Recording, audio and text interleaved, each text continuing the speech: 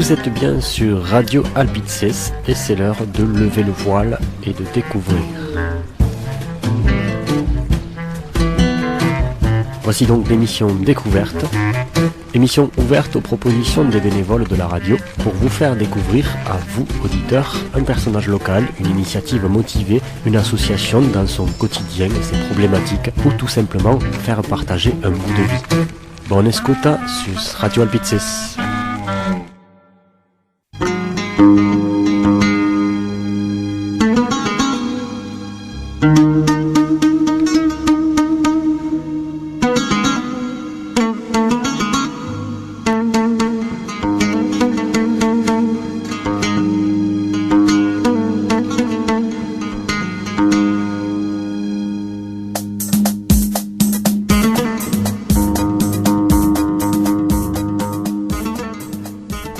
Bien le bonjour et bienvenue. Aujourd'hui, rencontre avec le traducteur, écrivain et poète marocain Abdellatif Lahabi.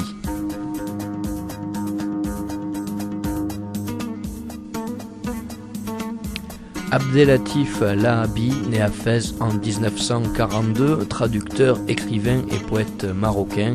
Il a fondé en 1966 la revue Souffle qui jouera un rôle considérable dans le renouvellement culturel au Maghreb. Son combat lui vaut d'être emprisonné de 1972 à 1980. Il s'est exilé ensuite en France en 1985. Il reçoit le prix Goncourt de la poésie le 1er décembre 2009 et le Grand Prix de la francophonie de l'Académie française en 2011.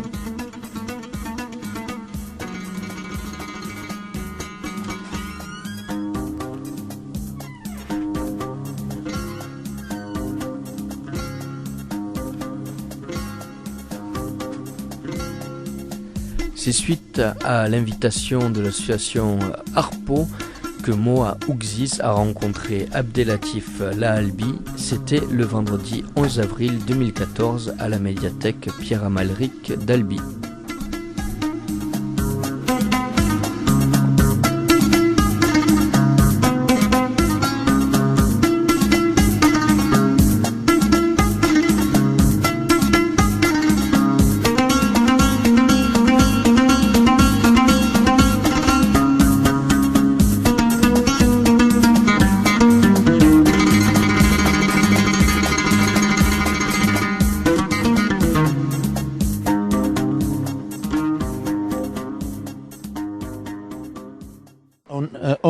On est à Albi, devant un grand bâtiment, la médiathèque. Je me rappelle, et on a présence d'Abdellatif qui disait hier, à l'occasion de Carmo, le locaux de Carmo, comme même Rabat, ne dispose pas de ce genre d'infrastructure pour promouvoir la culture. C'est Abdellatif, marhaba. On va commencer par une petite définition publique pour vous. Né à Fès en 42, traducteur, écrivain, c'est bien ça, poète marocain, qui a fondé une revue qui s'appelle Souffle en 66. Oui. Ça vous colle à la peau Souffle, ça a été une véritable aventure intellectuelle. Ça a permis d'abord de renouveler la littérature et la culture marocaine, de poser des questions par la suite de la société marocaine, de l'oppression qui régnait à cette époque-là, de comment dégager des perspectives pour construire la démocratie dans ce pays. C'est une revue qui n'était pas seulement marocaine, puisqu'il y avait un groupe en Algérie, en Tunisie. C'était une revue maghrébine qui a permis à des auteurs, à des artistes tunisiens, algériens aussi de prendre la parole. On était liés aussi à des écrivains, des intellectuels de l'Afrique subsaharienne et du reste du monde. Donc c'est parti du Maroc, mais avec une ambition universelle. Et avec des conséquences aussi. Avec des conséquences, puisque la revue a commencé à déranger le pouvoir en place et donc je suis arrêté en 1972, la revue est interdite et je vais passer 8 ans et demi en prison. Vous avez laissé votre peau ainsi que d'autres camarades à vous et amis à vous, personnels. Oui, mais écoutez, c'est ce que j'appelle le prix de l'impôt de la dignité. Il faut bien, à un certain moment, quand dans une société, il y a une oppression, une tyrannie, une confiscation des libertés, il faut bien qu'il y ait des hommes et des femmes qui se dressent pour dire non, qu'on rêve de... Nous, moi, ma génération, c'est celle d'après l'indépendance. Et à l'indépendance, on rêvait et on avait même la conviction que le Maroc allait tout de suite se reconstruire après la période coloniale, qu'on allait s'engager dans le développement, dans l'épanouissement de la société. Tout cela, c'était notre rêve. Et Souffle apportait aussi ce rêve. Bon, ce rêve s'est fracassé, s'est brisé. Il a été brisé par un régime dictatorial à l'époque. Seulement, c'est ça qui est important parce qu'il faut relier avec le présent. Cette expérience, mais même si on a essayé de l'effacer de la mémoire des gens, elle ne s'est pas effacée. Donc les générations qui sont venues après se sont souvenues de cette revue et bon, à un certain moment, j'ai pu la mettre sur Internet grâce à des amis universitaires américains, jusqu'au moment où, il y a 2 ans, c'est la Bibliothèque nationale qui a mis en ligne la revue Souffle. Ça veut dire que c'est une victoire pour nous. On a essayé d'étouffer, d'effacer de la mémoire et cette revue maintenant, elle est dans la mémoire marocaine et ça permet aussi à des jeunes d'aujourd'hui peut-être de faire un petit peu comme nous. Nous, on s'est révolté contre un ordre qu'on trouvait injuste. Aujourd'hui, à partir de il y a 2-3 ans, avec le mouvement du 20 février, il y a eu une nouvelle génération de la jeunesse. Exactement, j'allais vous poser une question sur le mouvement 20 février. Quel est votre point de vue? C'est un mouvement, à mon avis, qui a apporté du sang neuf à la vie politique marocaine. Ils ont posé de vraies questions. Celle de la nature du pouvoir au Maroc, de la nécessité de l'instauration d'une véritable démocratie, ce qui veut dire la séparation des pouvoirs, ce qui veut dire aussi une réforme de la monarchie elle-même pour qu'elle ne détienne pas tous les pouvoirs. Ça a été une révolte contre de la dignité. Tout simplement, pour la justice, pour les libertés. Donc même si ce mouvement lui-même a été, disons, on a essayé de le marginaliser, tout cela, mais son message, il existe encore. Puisque aujourd'hui, ce qui est important au Maroc, c'est que la société civile s'est réveillée, elle a bougé. Elle pose les vrais problèmes de la société marocaine. Elle aborde des sujets qui étaient interdits ou tabous. Il y a 10 ans, ou il y a 15 ans, on parle aujourd'hui assez librement de ces questions comme la liberté de croyance, la question de la laïcité, l'égalité homme-femme, disons même aussi quel type de monarchie. Excusez-moi, c'est Abdeltif. C'est un mouvement soit, comme vous le définissez, la part de l'intellectuel que vous êtes. On a pu constater, il y a un constat quand même qui n'est pas fait, à la faveur de l'intellectuel marocain en relation avec ce mouvement. Qu'est-ce que vous en dites? Moi, j'ai accompagné ce mouvement, je l'ai soutenu, j'étais présent parfois dans certaines manifestations.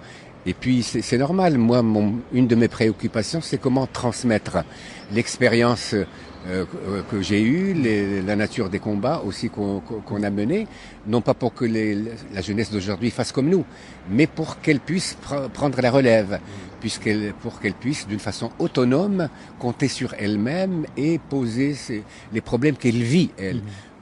Même si on peut faire des comparaisons entre les années 60, 70, 80 et aujourd'hui, il y a quand même des différences. Parce que le monde a changé complètement. Donc la pensée politique aussi doit se renouveler.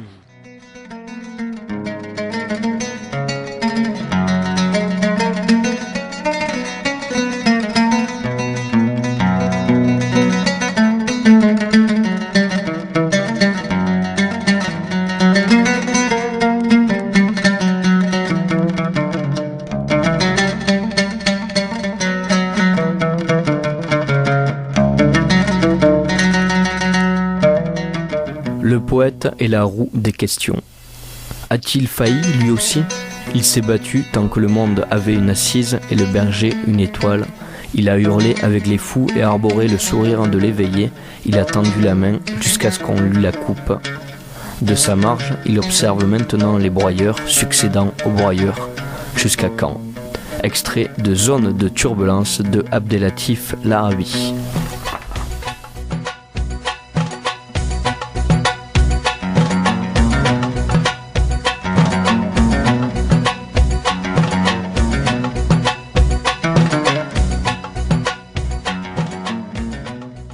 dans ce monde qui change, qui évolue, quelle est la part, j'allais dire, de l'intellectuel organique, si je peux me permettre de vous désigner ainsi. Est-ce que au jour d'aujourd'hui, l'intellectuel, il est organique?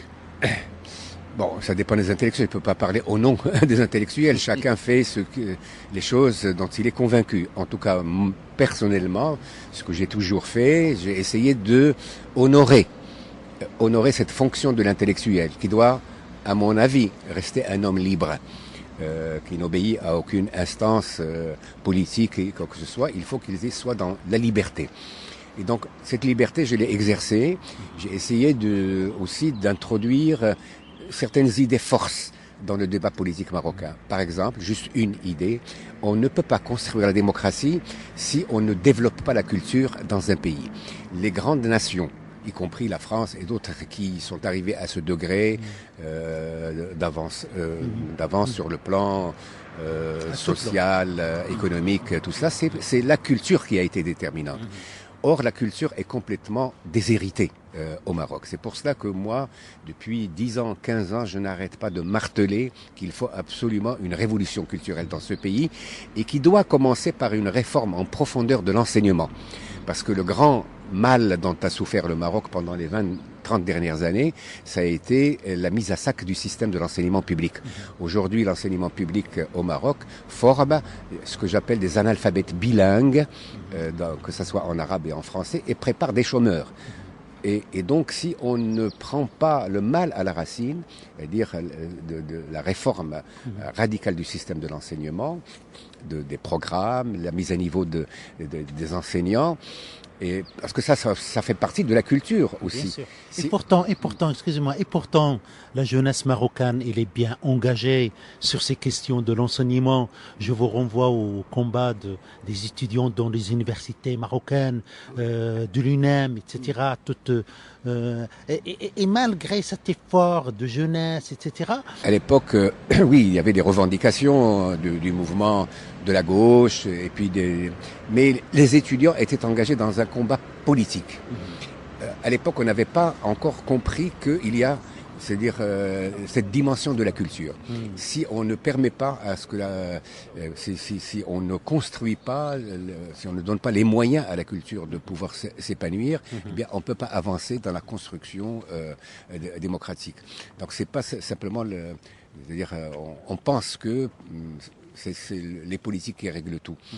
Mais on oublie que c'est par la culture qu'on forme d'abord les citoyens capables de devenir des démocrates et donc de se battre pour les valeurs de la démocratie. D'accord. Je ne vais pas vous retenir. Je sais que tout à l'heure, on aura vous honorer, Albi, avec vos poésies. Je vais vous donner quelques mots que vous allez commenter brièvement, une phrase, deux phrases. Serfati. Serfati, c'est un grand frère pour moi. Et c'est l'homme qui m'a permis, alors que j'avais une certaine conscience de ce qui se passait en Palestine, c'est lui qui m'a fait découvrir la nature réelle du combat des Palestiniens. Mais c'est aussi un grand frère pour moi, un compagnon de route, et sa perte a été pour moi une immense douleur. Un autre nom, Hassan II. Bon, Hassan II, je crois qu'il est aujourd'hui, malgré tout, dans la poubelle de l'histoire. Il s'est cru éternel. Il a utilisé tous les moyens pour sauvegarder son pouvoir. Il a écrasé toute forme d'opposition. Mais aujourd'hui, on est passé à autre chose. Voilà. Un nom que vous connaissez, Abdellatif Zeroual. Abdellatif Zeroual, c'est un militant que j'ai à peine connu, parce qu'on était dans la sorte de clandestinité à l'époque. Et puis ça a été notre premier martyr.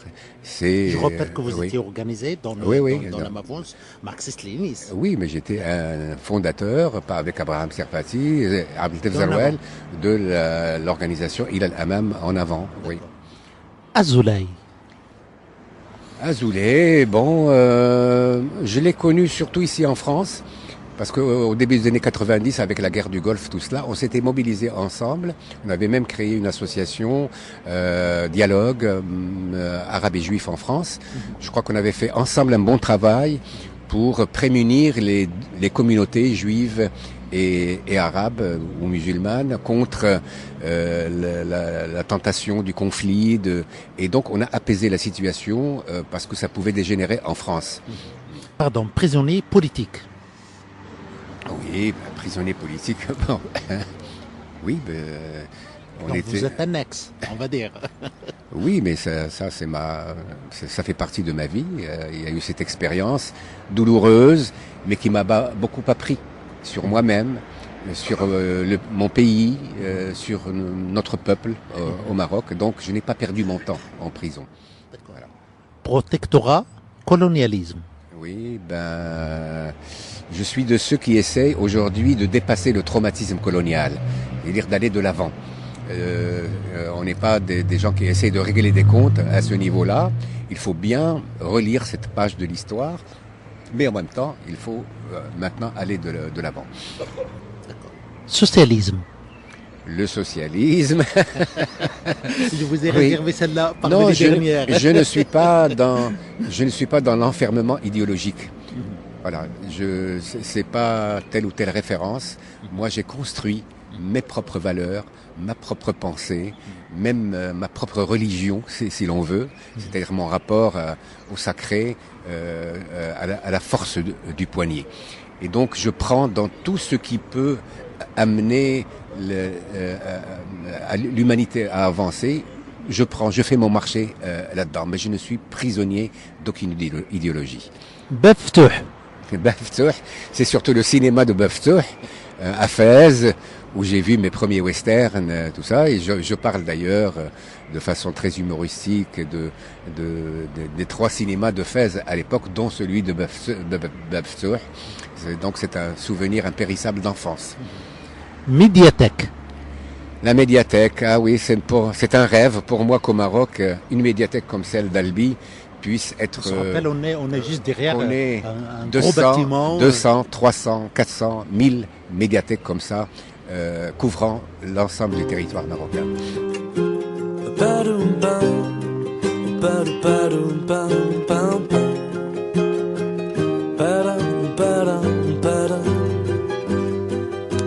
مزين وصولك يا البدر السامي لولا شفاك وكلام حسودك والرقيب اللي داير بيك ما حد نجومك ضاوية وهلالك بين الفلاك في ديمي صورك زورو ويزورك عليه روح ورحمو يهديك سرح نشجونك ونعملو بالفكاك من قبل غيومك يتفاضوك ويخليك ونهار يجي دورك وتهوى من سماك تلقى محبوبك من عذاب حزانك يحميك وبثوب الرحمة يكسيك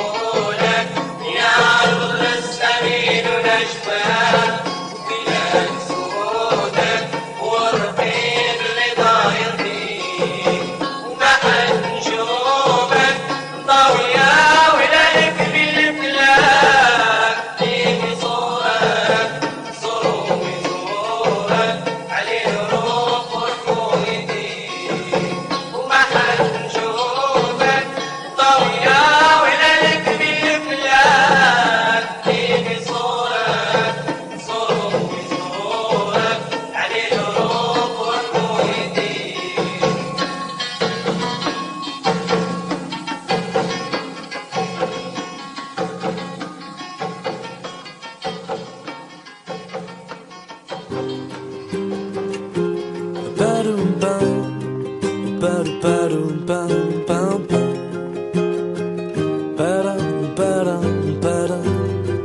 rencontre avec Abdelatif Labi est une grande frustration et excitation pour moi. Labi était à la tête d'un projet culturel, social portant l'espoir du changement au Maroc. Ce projet a échoué suite à la torture et à la violence inouïe du régime. Cette réalité est conjuguée avec l'onde de choc qui a traversé le monde entier et les espoirs de tous les peuples se sont fracassés. Intellectuellement, les hommes et les femmes dont fait partie Labi en tant qu'hommes de culture ont évidemment changé. Leur projet aussi.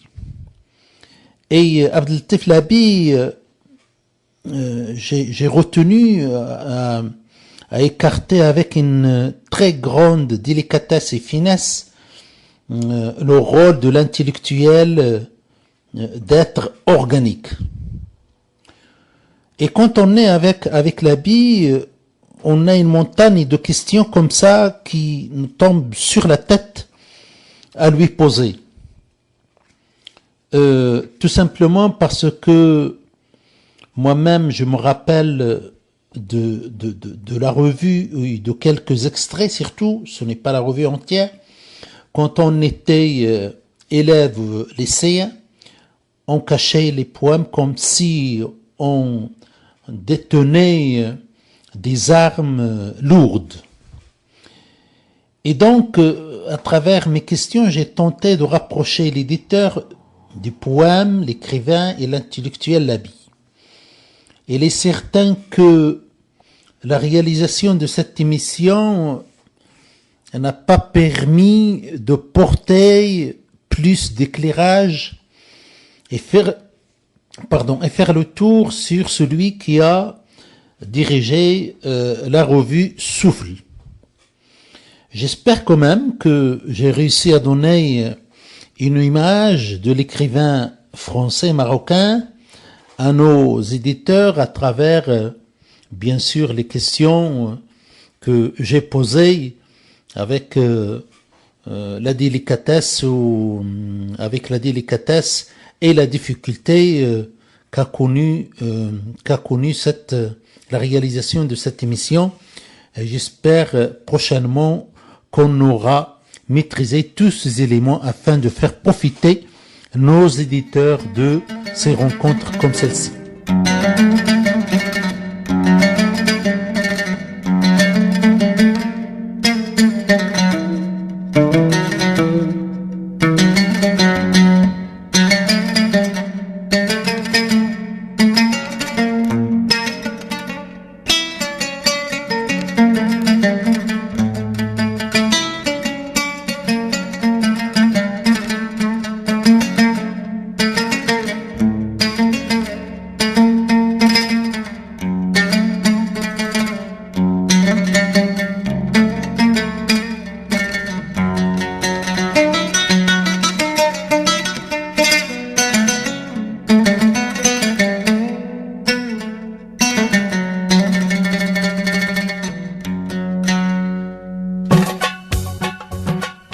Abdelatif Labi au micro de Moa Ouxiz. C'était à l'occasion du Tarn en poésie qui s'est déroulé début avril 2014, un événement organisé par l'association Harpo.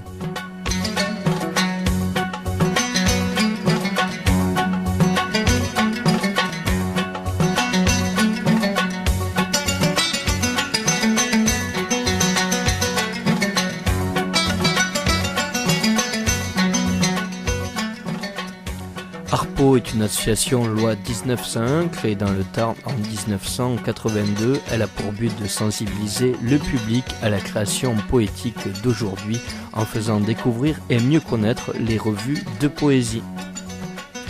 Harpo est porteuse d'un triple projet, la bibliothèque conservatoire des revues de poésie qui se trouve dans les locaux du Centre culturel et médiathèque Jean-Baptiste Calvignac à Carmaux. Le Tarn en poésie, cet événement qui s'est déroulé dernièrement en avril 2014, et ainsi que le Café Poésie. Il a lieu chaque premier mardi du mois d'octobre à juin au bar Le Préambule, 9 Lys Champmoulin à Albi. La première partie est consacrée à la présentation de poètes et la seconde à une tribune libre des lectures de textes. Prochaine rencontre du Café Poésie le 3 juin 2014. Café Poésie avec Yanis Ritsos, présenté par Claudette Nouaillac, mardi 3 juin 2014 à 20h30 au Café Le Préambule à Albi. N'hésitez pas à réagir à cette émission par téléphone au 05 63 60 60 02 ou bien par mail à radioalbidges@gmail.com. Un merci à Moa Uxis pour la prise de son et la réalisation de l'interview, ainsi qu'à l'association Harpo.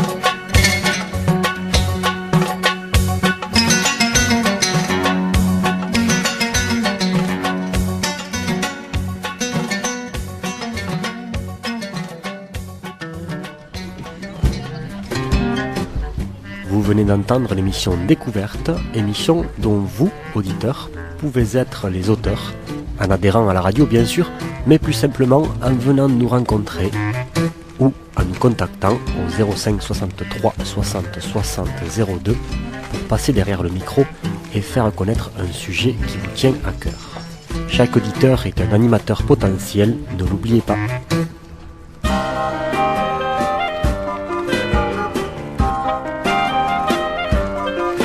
Nous vous souhaitons encore une bonne journée à l'écoute de nos programmes.